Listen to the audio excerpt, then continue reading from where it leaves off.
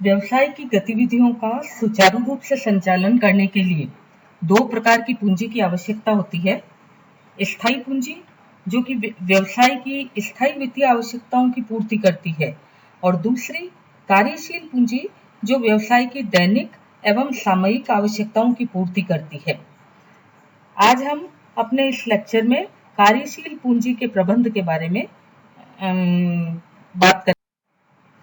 कार्यशील पूंजी व्यवसाय की कुल संपत्तियों के उस भाग को कहते हैं जो सामान्य संचालन में एक स्वरूप से दूसरे स्वरूप में बदलती रहती है। लेखापाल, वित्तीय प्रबंधकों, उद्यमियों एवं अर्थशास्त्रियों में कार्यशील पूंजी की अवधारणा के संबंध में काफी मतभेद है। कुछ विद्वान चालू संपत्तियों के योग को ही कार्यशील पूंजी कहते हैं, जबकि कुछ अन्य इसका आशय चालू संपत्तियों के अंतर से लेते हैं, और कुछ विद्वान केवल इसे चक्रशील पूंजी ही कहते हैं। कार्यशील पूंजी के संबंध में प्रमुख दो अवधारणाएं हैं।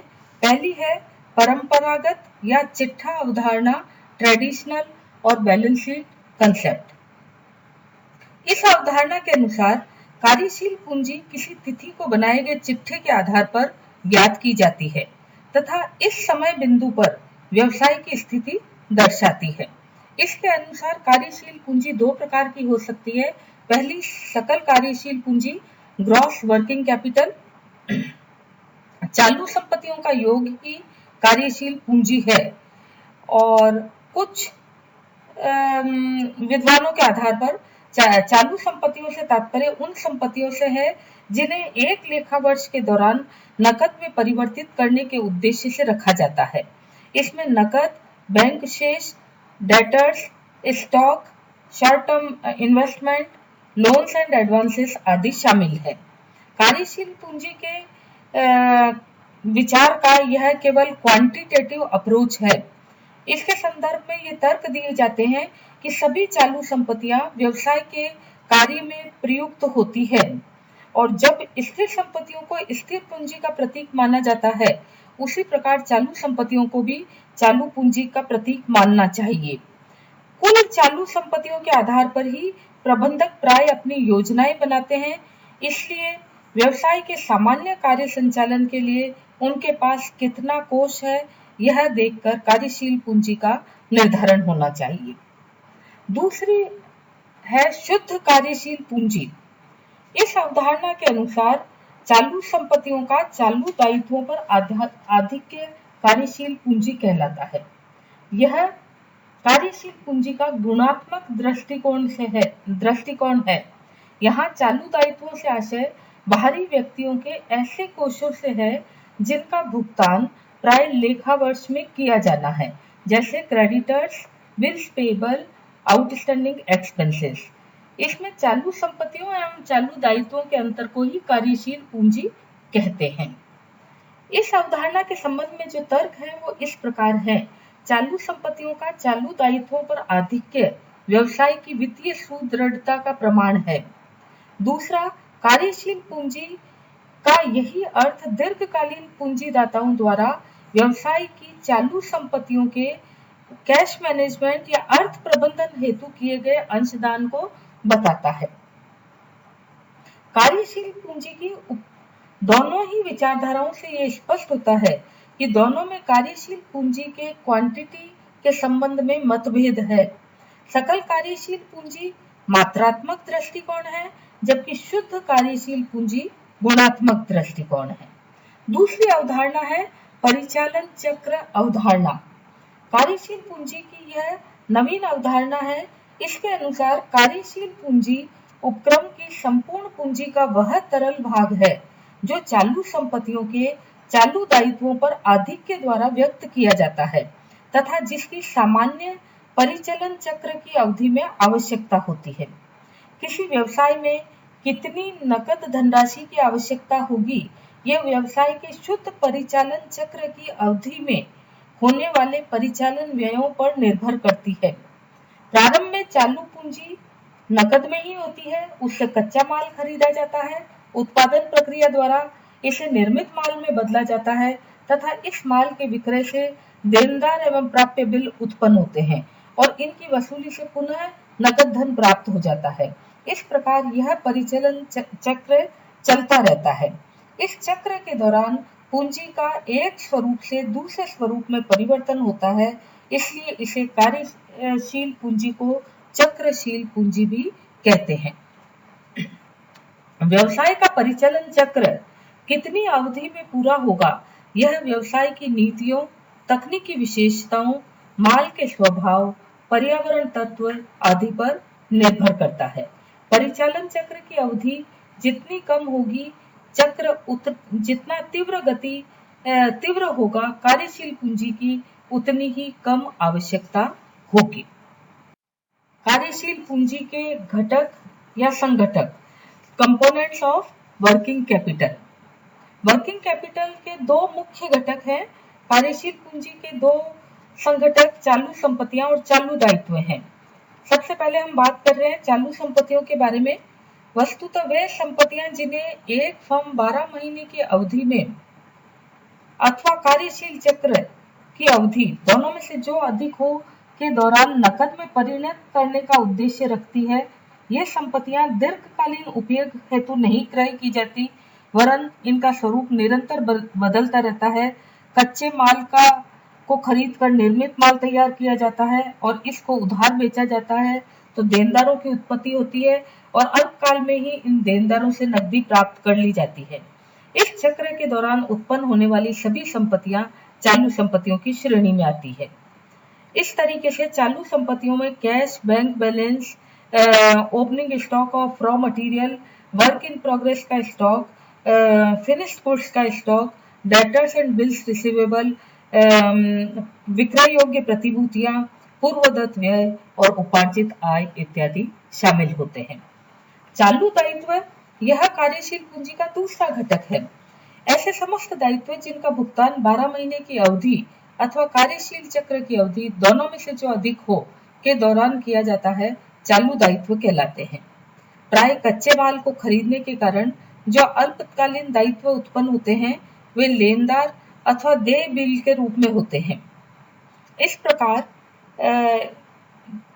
प्रकार चालू संपत्ति के प्रत्येक घटक के प्रबंधन हेतु कुछ विशिष्ट तकनीकें प्रयोग में ली जाती है, जैसे inventory management, receivable management, management of cash, management of marketable securities इत्यादि, और इनके द्वारा ही चालू दायित्व का परिकलन किया जाता है। कार्यशील पूंजी के प्रकार। अवधारणा के आधार पर, on the basis of concept, इसके आधार पर दो तरह की कार्यशील पूंजी होती है, सकल कार्यशील पूंजी और शुद्ध कार्यशील पूंजी। आवश्यकता के आधार पर इसके अनुसार दो तरह की होती है, स्थायी या नियमित कार्यशील पूंजी और परिवर्तनशील कार्यशील पूंजी। स्थायी कार्यशील पूंजी वह है जो कि व्यवसाय के सुचारू संचालन के लिए नियमित रूप से चालू संपत्तियों के रूप में रखी जाती है, जैसे उत्पादन की निरंतरता के लिए कच्चे माल की न्यूनतम मात्रा, भावी मांग की पूर्ति हेतु माल की मात्रा, निर्माणाधीन अवधि का वेतन एवं मजदूरी, बैंक में मिनिमम बैलेंस आदि न्यूनतम आवश्यकताओं के लिए रखी गई पूंजी स्थायी कार्यशील पूंजी कहलाती है। इस पूंजी की व्यवस्था दीर्घकालीन सोर्सेस से की जाती है। वेरिएबल वर्किंग कैपिटल वह है जो कुछ समय के लिए व्यापार की अधिकता, कच्चे माल के मूल्यों में वृद्धि की संभावना आदि कारणों से अधिक कार्यशील पूंजी की आवश्यकता होती है। इसे परिवर्तनशील कार्यशील पूंजी कहते हैं, क्योंकि इनकी मात्रा उत्पादन तथा विक्रय के अनुसार परिवर्तित होती रहती है। यह भी दो प्रकार की होती है, एक तो मौसमी यानी सीजनल वर्किंग कैपिटल। इस पूंजी की आवश्यकता पूरे वर्ष न होकर किसी मौसम विशेष में होती है। इस कार्यशील पूंजी की आवश्यकता एक मौसम विशेष के कारण होती है, इसलिए इसकी व्यवस्था बैंक ऋण आदि अल्पकालीन स्रोतों से ही की जा सकती है। और दूसरी है विशिष्ट कार्यशील पूंजी या स्पेसिफिक वर्किंग कैपिटल। कभी कभी व्यवसाय में विशिष्ट परिस्थितियां उत्पन्न हो जाती है, जैसे कच्चे माल के मूल्य में वृद्धि की संभावना, निर्मित माल की मांग में अचानक गिरावट, हड़ताल एवं तालाबंदी। ऐसी परिस्थितियों में उत्पन्न आवश्यकताओं को पूरा करने के लिए आवश्यक विशिष्ट कार्यशील पूंजी कहलाती है। कार्यशील पूंजी की आवश्यकता एवं महत्व, need and importance of working capital. व्यवसाय के सुचारू संचालन के लिए स्थायी संपत्तियों के साथ साथ दैनिक आवश्यकताओं की पूर्ति हेतु भी पर्याप्त धन की आवश्यकता होती है। व्यवसाय में कार्यशील पूंजी की आवश्यकता उसके महत्व और उसके लाभों की वजह से होती है। व्यवसाय में कार्यशील पूंजी की स्थिति वही है जो कि एक इंसान के शरीर में ब्लड की है। जिस प्रकार रक्त की कमी हो जाने से स्वास्थ्य कमजोर हो जाएगा, उसी प्रकार कार्यशील पूंजी की उचित व्यवस्था न होगी तो व्यवसाय डिप्रेशन पोजीशन में चला जाएगा। व्यवसाय को बाजार में अपनी साख एवं समय पर देनदारियों का भुगतान करने के लिए भी कार्यशील पूंजी की आवश्यकता होती है। कार्यशील पूंजी अगर पर्याप्त है तो इसके ये लाभ हो सकते हैं। लेनदारों को तत्काल भुगतान।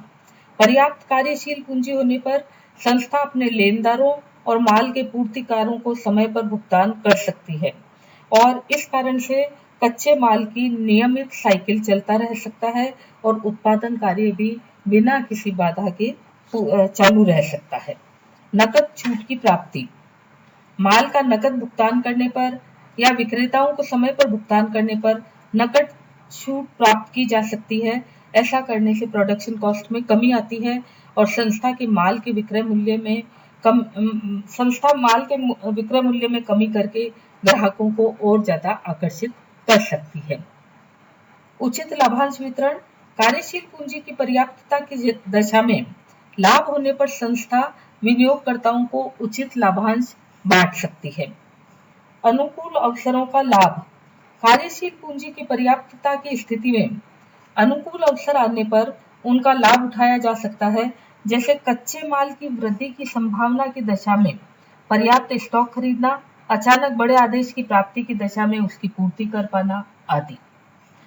क्रेडिट में वृद्धि होती है, साख में वृद्धि होती है।